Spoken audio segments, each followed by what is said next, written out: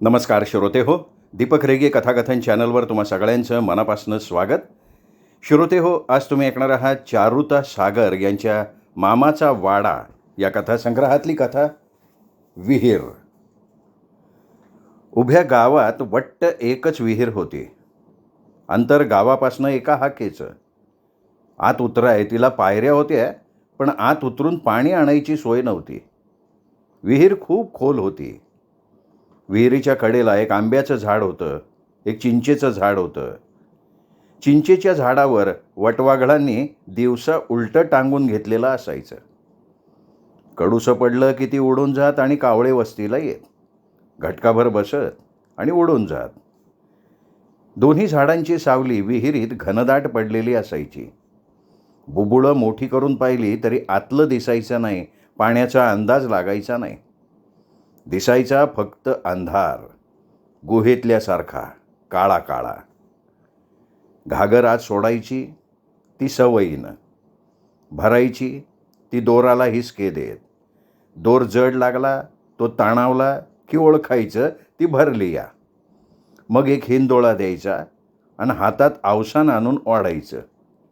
रहाट करकरू लागतो, हाताचे रट्टे भरून येतात, अंगाला घाम फुटतो, तरी घागर लवकर तोंडागत नाही. नवागतीचा तर जीवच जातो. पहिल्या दिवशी रत्ना पाण्याला आली तेव्हा म्हणाली, पोरीला द्यायचं झालं तर आईबापानं निदान पाण्याचं गाव बघून तरी द्यावं. जिथं प्यायच्या पाण्याचा दुष्काळ तिथं बाकीचं काय. पावसाळ्यात मात्र विहीर तुडुंब भरलेली असते. यावेळी काय ते आतल्या पाण्याचं दर्शन होतं. त्यातले सगळे प्राणी तोंडकतात. वळावळा करणारे इरुळे, पाणसाप, चारी पायांनी तुरतुरणारी खेकडी, शेपटीची शिडं उभारून थव्या थव्यानं फिरणारे मासे, पाननिवळे, काठांनी बसलेल्या बेडक्या, असे एक ना अनेक सरपटणारे वळवळणारे जलचर. एक कासव मात्र थाळीसारखं पाठ काढून उन्हाच्या तिरपीला बसलेलं क्वचित दिसतं. पाण्याला बापही येत, बाया येत, पोरंसुद्धा येत. काठावर येऊन घागरी कळशा बुडवत आणि घेऊन जात. रहाट आपला घुम्यासारखा उभा. त्यांनी निळ्या पाण्याकडे पाहावं आणि गंजून जावं. पावसाळ्यात पोरसुद्धा त्याला हात लावायचं नाही, पाण्याशीच खेळत बसत. पावसाळ्यातल्या पाण्याचे हे 4 दिवस लवकरच संपून जात आणि पुन्हा वर्षाच्या उन्हाळ्याची सुरुवात होई. कोरडे झालेले रानमाळातले पाझर, झरे, आटून गेलेली ओढ्याची धार जागजागी खंडित पडलेली. चैत्र वैशाखात इतकं खाली की पाणीच दृष्टी पडत नाही. नुसतं आत आत गेलेलं एक विवर, त्यात पेवासारखा भरलेला अंधार. वाकून पाहणाऱ्यांची नुसती बुबुळच वर उडावीत. आणखी विहिरीला भगदाडं मोठमोठाली. एकदा धनगराचा अंकुशा आत पडलेली घागर काढाय गेला, तो आतल्या भगदाडातच अडकून बसला. 4 पायऱ्या आत उतरून विहिरीत गेलं की सारं नजरं पडतं. सापांनी टाकलेल्या पांढऱ्या शुभ्र कातीच्या काती, घळीतली पारव्यांची घरटी, पाखरांची कोटी, त्यातली ठिपक्या ठिपक्याची अंडी, नुकतीच जन्माला आलेली पिढी, त्यांना गिळणारा भुजंग. अंग शहारून येतं आणि विहिरीची भेसूरताही अधिक जाणवायला लागते. तुळसानं घरातलं पारोसं काम लवकर उरकून घेतलं. आतली बाहेरची झाडलोट केली. कुठलंही काम उरावर घेऊन बसायची तिला सवय नाही. कोंबडा आरवायच्या आत उठते, हिचं जातं फिरतं, मग कोंबडा आरवतो. आसपासची घरं जागी होतात. चांगलं उजाडल्यावर तिने एक कळशी काखेला घेतली, दुसरी हातात, आणि सोप्यात बसलेल्या सासूला म्हणाली, आत्ती जाऊन येते पाण्याला. सासू काही बोलली नाही, फक्त तिच्याकडे तिरक्या नजरेनं बघितलं. ती पडवीतनं बाहेर पडली आणि वाटेला लागली. रत्नाचं घर वाटेवरच. जाता जाता तिला बोलवायचं. सासूरवाशिणीने एकटंच पाण्याला कसं जायचं. एक दिवस सासूने विचारलं होतं, संग आणखीन कोण असतं? रत्ना, पवाराच्या वाड्यातली. मग सासूच्या कपाळावरच्या आठ्या निखळल्या होत्या. पवारांचा वाडा आल्यावर तुळसा थांबली आणि हलकीशी हाक दिली, रत्ना. ती आत चुली पुढं होती. "अगं तुळसा बाहेर हाका मारती, पाण्याला जायचं ना तुला. जाते की एवढं चुलीवर भांडं ठेवून." ती हलकेच पुटपुटली. "तुळसा थांब ग, झालं हा येते या." कपभर चहा घेऊन सकाळच्या उन्हाची वाट बघत पडवीत बसलेली रत्नाची सासू म्हणाली. रत्नानं सुपातली डाळ चुलीवर टाकली. कळशीतलं पारोसं पाणी हांड्यात ओतलं. हंडा खळबळला, नाणीत रिकामा केला. काखेला कळशी घेतली. जाता जाता तिला सांगायचं होतं, चुलीकडं थोडं लक्ष असू द्या, जाळ ढणढण लागला तर कदाचित ओतू जाईल. पण सासूला सांगायचं कसं? ती तशीच सोप्यातनं खाली उतरली, पडवीत आली. तुळसाची दृष्टीभेट होताच सकाळच्या आभाळाचा टवटवीतपणा तिच्या चेहऱ्यावर पसरला. "आज येरवाळी ग उरकलं?" रत्नाने विचारलं. "ते ग कुठलं? रोजचाच वखत झालाय नव? दिवस बघ उगवाया आलाय." रत्नानी वर बघितलं. आभाळ स्वच्छ होतं. गावशिवेच्या कुसवातून दिवस मोहरत होता. सगळीकडं लख्ख उजाडलेलं होतं. घराझाडांना आकार आला होता. कोंबड्या किडामुंगी टिपता टिपता करकरत होत्या. कोंबडेमध्ये चारवत होते. गावचा गुरव देवपूजा करायला चाललेला होता. तिला पटलं, पाण्याला फार येरवाळी नाही, रोजचाच वखत आहे. आता बापय माणसांची गर्दी कमी झाली असेल. विहिरीवर सकाळी तांबडं फुटायच्या आत बापाय माणसांची झुंबड उडते.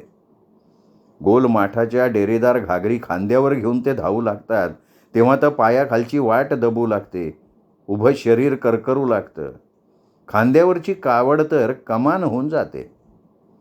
तिचा करकरणारा आवाज दबल्या ओझ्याची जाणीव करून देतो.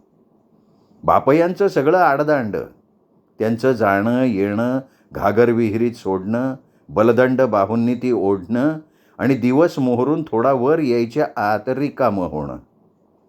मग रांग लागते बाया माणसांची. या पाऊल वाटेनं, मुंगीच्या पावलानं.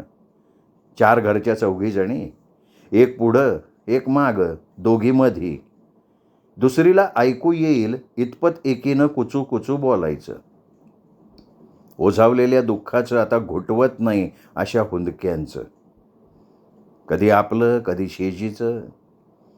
बाकीच्यांनी ऐकून पचनी पडेल तेवढं पाडायचं, नाहीतर डोळं गाळायचं.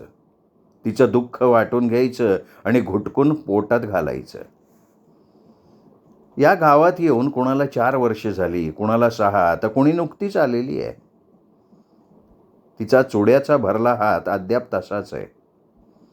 कुणी सकाळी पाण्याला येतं, कुणी संध्याकाळी, आपापल्या कामातून मिळणाऱ्या सवडीप्रमाणे. पण सगळ्यांच्या अधूनमधून गाठीभेटी होतात.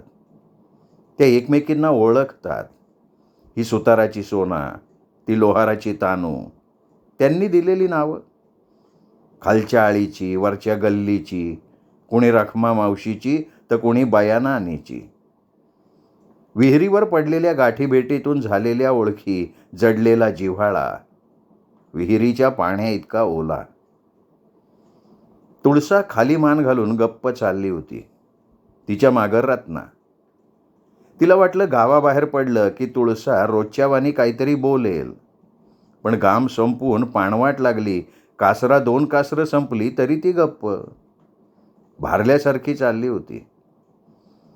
घरात काही कुरबूर झाली की तिला कोणाशी काही बोलावंसं वाटत नाही आणि 2 दिवस जेवतही नाही. आपल्याला तर कुठं जेवावंसं वाटतं. पेटलेल्यात आणखीन पेटायला नको म्हणून घशाखाली नुसता घास गिळायचा.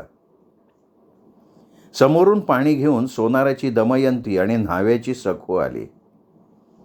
वाटेत भेटलेल्या मुंगीला बघून दुसऱ्या मुंगीनं उभं राहावं तसं रत्ना तुळसाला बघून त्या उभ्या राहिल्या.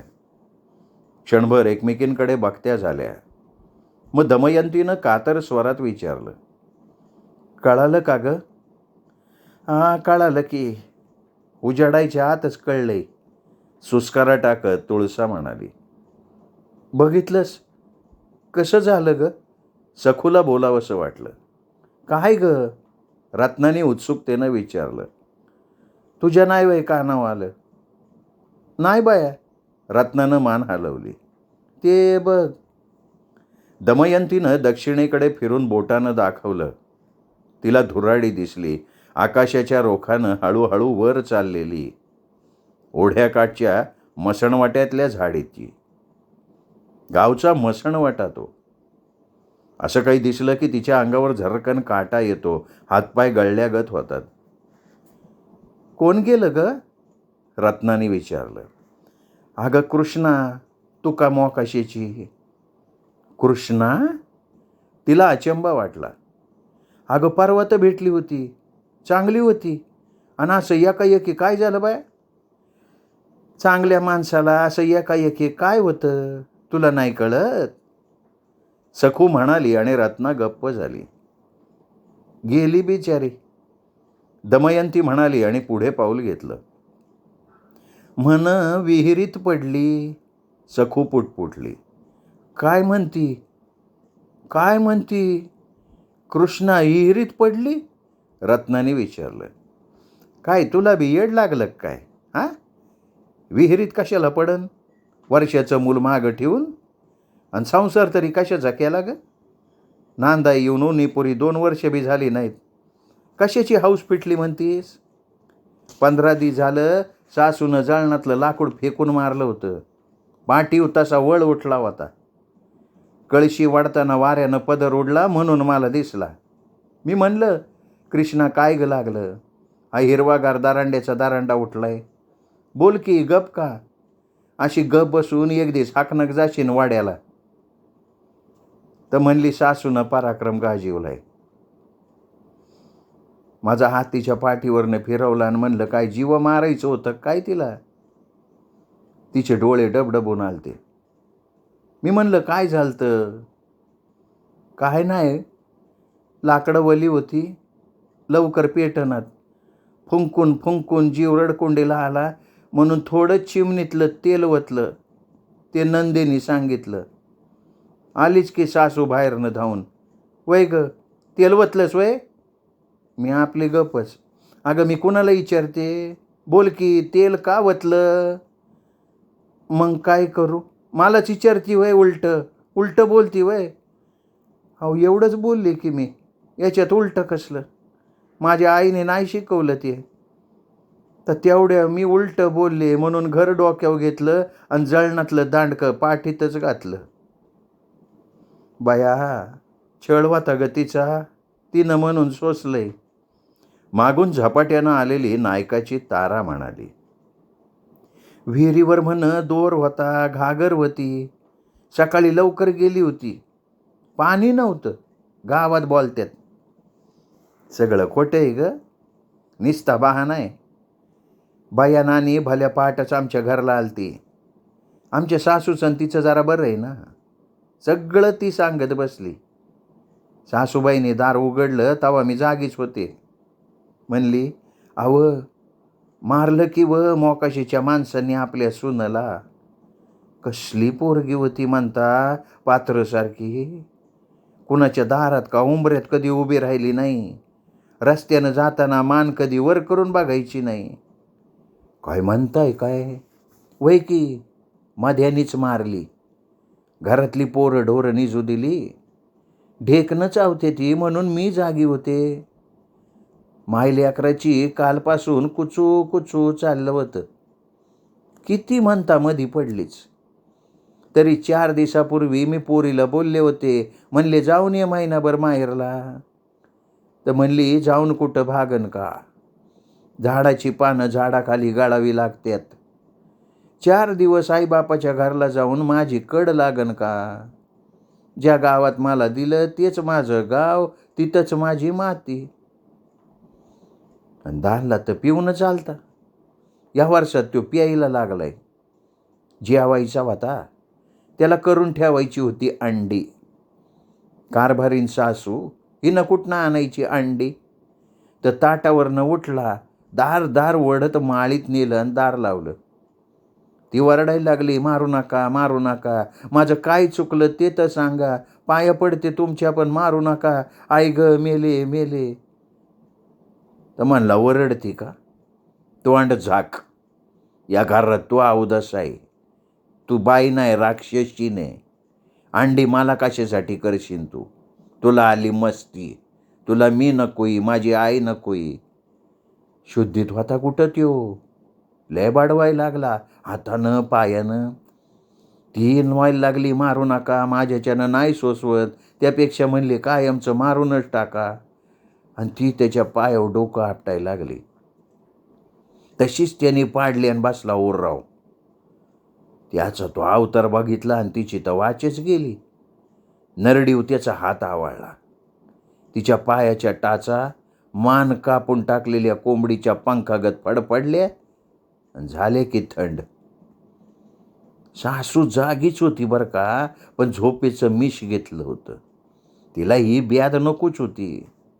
माझ्या पोराचं दुसरं लगीन करीन, नाही तर तस्सा ठेवीन, पण तुला नांदिवणार नाही, 17दा तिला बोलून दाखवत होती. पोराला फितून ठेवला होता ग तिने. मी नको नको म्हणत असताना ह्यांनी तुझ्या गळ्यात ही घोरपड बांधून ठेवली असं म्हणायची. नांदाय आली तवापासनं तिला पाण्यातच बघत होती. अगं तिच्या भावाची मुलगी होती.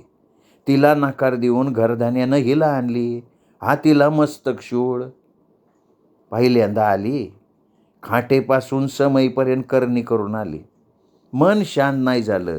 गावबुत्ती आणली तरी भांडण काढलं. काम तर थोडी करायची म्हणता. अगं चांदणं उगवायच्यात उठायची. गावात गिरणी आहे, पण कधी दळून आणायची नाही. ती एकटीच पायली 3 शेर तांबडं फुटायच्यात व्हायची.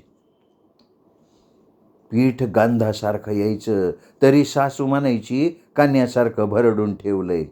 पुन्हा पारोस. 8-10 माणसांचा स्वयंपाक, धुणं पाणी आणि हे उरकून शेताकडं जायचं. दिवस बुडल्यावर घरला यायचं का परत संध्याकाळचा स्वयंपाक. झोपायला जेवण वेळ टळून जायची. एवढं करून माऊलीच्या लेकराला कधी घटकाभर पटवून घेतलं नाही. छळलं. स्वतःचं पोट पाणी न पिकल्यावानी. पर पोरीनं कधी हुस्स म्हणलं नाही. अलीकडं कवा तरी म्हणायची, आता पाय टेकलं, उद्या माझं पोरगं मोठं होईन. दिवस का घर बांधून राहतेत. पोरगं बाहेर येईन ते सुनाला संपूनच असं काय तिला वाटलं नव्हतं. तिला वाटलं नेहमी मारतो तसं मारण, नाही तर 4 लाथा आगाऊ घालन. सटवीनं आपल्या इथून निघून गेलं पाहिलं असं काहीतरी करीन. त्याने आवाज दिला, आई. तिची हाक ऐकून ती बसली उठून. आई आज जा.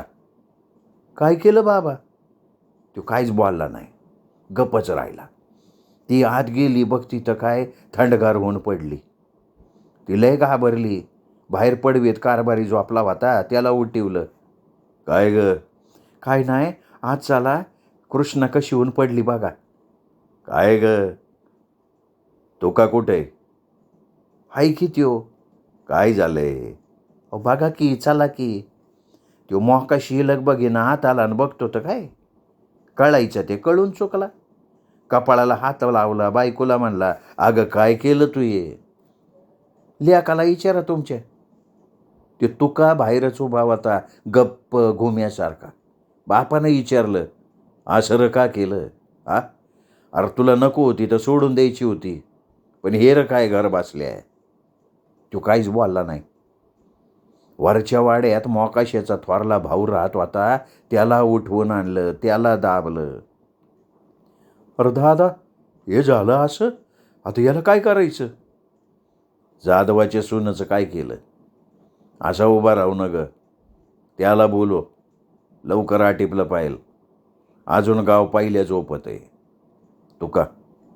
तुका उचल गेला आणि हिरीत टाकून दे. आणि ती ज्यानं पाणी आणती ती घागरद्वाराला लावून सोड. मी पाटलाला सूस देतो. मला बाई दमच निघना म्हणून मी आले. माणसं नव्हती, कसली पोरगी वात्याची नव्हतीच केली. ऐकली का कथा? तुळसा म्हणाली. रत्नानं दीर्घ श्वास सोडला. गेली बिचारी, तारा म्हणाली. अशी एक का गेली? मोजकी, तुळसा सांगायला लागली. न्हाव्याची हौसा, दोष सासऱ्याचा, पण भोगावं लागलं तिला. सासूनं एंड्रीन घालून मारली. पवाराच्या राधाचं काय झालं? रांड्याच्या पायात मारली. पण त्याला तर तिचा काही विरोध होता का? आणखीन 10 का बाया करणं ती म्हणायची. मला काय करायचं म्हणायची. एवढं लिहायला कपाळभर कुकू असलं म्हणजे लय झालं म्हणायची. पण दादल्याला बाहेरची बाई घरची पट्टराणी करायची होती.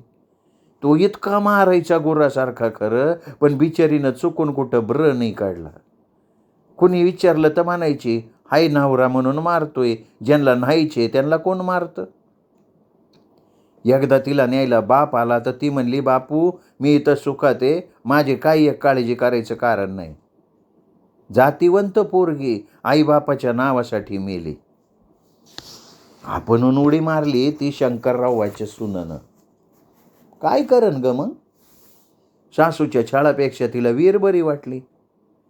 अगं नाही त्या ठिकाणी डागलं, उपाशी तर 4-4 दिवस ठेवलं. ज्याला दुःख सांगायचं तो हे आईच्याच बाजूला. 10 दिवस घालून घेतलं, तेवढं बघितलं बघ डोळ्यानं. अगं अगं अगं म्हणेपर्यंत आत उडी बी घेतली. काय करती कल्पनाच नाही आली. बया, आणि ती सावताची सोनी, आता ती आपणहून पडली का मारून टाकली, कुठं बाहेर फुटलंच नाही. 3ऱ्या दिवशी बाहेर आली, घागरीला थटू लागली. तोवर सावताची माणसं म्हणतच बसली, कुठं गेली, काय गेली, इकडं बघा तिकडं बघा. वाईट ग बाया वाईट. स्त्रियाचा जन्मच वाईट. तर काय ग, एका घरात जन्म घ्यायचा, लहानाचं मोठं व्हायचं आणि कड लावायला मात्र दुसऱ्याच्या घरात यायचं. माझं माझं म्हणायचं, गुरासारखं राबायचं. सुखाला सुख म्हणायचं नाही, दुःखाला दुःख. असं मधीच पिचकून मुठ माती व्हायचं, नाही तर पाला पाचोळ्यागत कुजूनच जायचं. अगं ज्या आईबापाने जन्म दिला त्यांनी आपलं म्हणलं नाही, तिथं दुसरं कोण म्हणन ग? बोलता बोलता त्या स्तब्ध झाल्या, भारावल्या, शब्दच फुटेना. जड झाला, पाय मंदावला. विहीर जवळ आली. पाण्याला अनेक जणी आल्या होत्या, पण कुणी बोलत नव्हतं. एकमेकींकडं सहानुभूतीनं बघत होत्या, पाणी ओढत होत्या. एकीच्या तोंडावर रया अशी नव्हती, सगळ्या दुर्मुखलेल्या, कष्टी झालेल्या. तुळसा जवळ येताच त्यांना थोडं गहिवरल्यासारखं झालं. सकाळ संध्याकाळ पाण्याला येणारी, आपल्यात असणारी कृष्णा आज नाही. उद्या आपणही असू का नाही, शाश्वती नाही. सगळ्यांचे डोळे भरून आले. कृष्णा गेली ग. पारटाच्या भागानं टिपं टाकली. सोनं झालं, तुळसा म्हणाली. कळपातलं मेंढरू लांडग्यानं ओढून न्यावं आणि बाकीच्या मेंढरांची वाचा जावी असं त्यांचं झालं. पुढं कोणी बोलल्याच नाहीत. प्रत्येकीनं आपापली घागर ओढली. मागं राहिली रत्ना. तिनं घागरीला फास आवळला, घागर आत सोडली. कृष्णाच्या मृत्यूची बातमी ऐकल्यापासून ती अस्वस्थ झाली होती. सारखी तिच्या डोळ्यांपुढं ती दिसू लागली. तिला त्या विहिरीत टाकली, पवाराच्या राधाला टाकली. सावताची सोनी तर कसली केळीच्या कोंबावानी. आपल्याला येऊन तर अवघी 2 वर्ष झाली, पण या 2 वर्षात 5 जणी सासुरवाशी पोरी यात गाडल्या. तिच्या या मैत्रिणी विहिरीवर भेटणाऱ्या, घडीभर बोलणाऱ्या, चांदण्यासारखं हसणाऱ्या. तिला त्याच विहिरीत दिसायला लागल्या, पाण्यात बुडत असलेल्या, हात वर करून मला वाचव म्हणून ओरडत असलेल्या, काही फुगून पाण्यावर तरंगत असलेल्या. त्यांचं केकाटणं, ओरडणं, विव्हळणं सगळंच भीषण, भयावह. ती भ्यायली, थरथर कापू लागली. ओढत असलेला रहाट हातातनं एकदम निसटला. सगळ्या धावल्या. बरंच्या बरं मागं पडली, नाहीतर तोल जाऊन विहिरीत पडायची. कुणी पाणी घातलं, कुणी वारं. तुळसानं डोकं मांडीवर घेतलं. रत्नानी डोळे उघडले, पाहिलं. सगळ्या जणी तिच्याकडे केविलवाण्या नजरेनं बघत होत्या. डोळे पाण्यानं डबडबलेले होते. वर आभाळात मसणवाट्यातल्या धुरानं गोल रिंगण धरलं होतं. खाली सरपणानं पेट घेतला होता. हिरवट पिवळसर ज्वाला जिभळ्या चाटत होत्या. कृष्णाला स्वाहा करत होत्या. श्रोते हो, तुम्ही ऐकत होतात चारुता सागर लिखित कथा विहीर. ही कथा तुम्हाला कशी वाटली कमेंट करून जरूर कळवा. कथेचा व्हिडिओ लाईक करा. कथाप्रेमी मित्रपरिवारात नातेवाईकात शेअर करा. भेटत रहा दीपक रेगे कथाकथन चॅनलवर अशाच उत्तमोत्तम लेखकांच्या उत्तमोत्तम कथा कादंबरी ऐकत राहण्यासाठी. नमस्कार.